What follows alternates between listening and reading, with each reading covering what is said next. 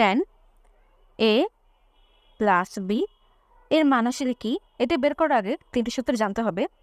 একটি হচ্ছে tan theta equal sin theta by cos theta, অপর দুটো হচ্ছে sin a plus b equals to sin a into cos b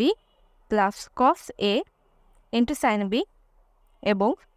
cos a plus b equals to cos a into cos b minus sin a into sin b। তাহলে tan a plus b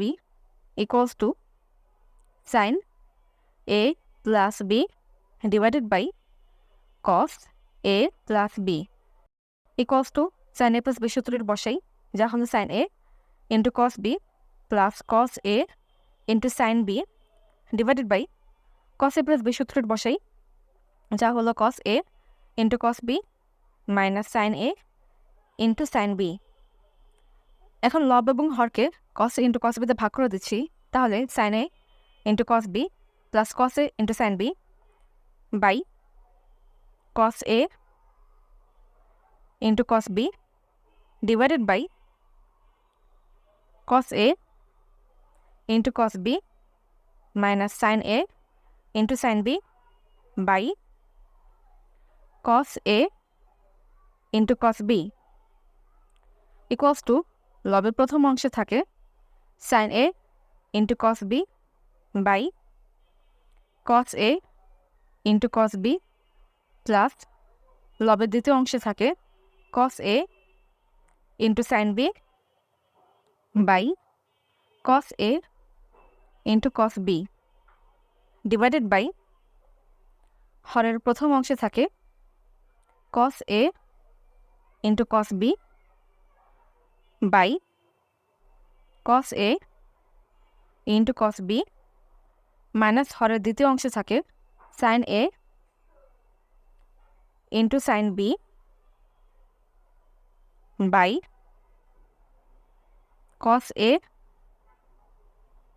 into cos b equals to এখানে লবের প্রথম অংশের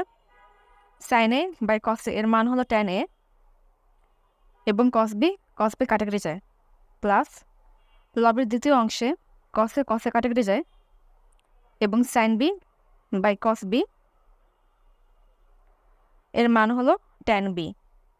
divided by হরের প্রথম অংশের cos a এবং cos b কাটাকাটি যায়, থাকে শুধুমাত্র 1 মাইনাস হরের দ্বিতীয় অংশে sin a by cos a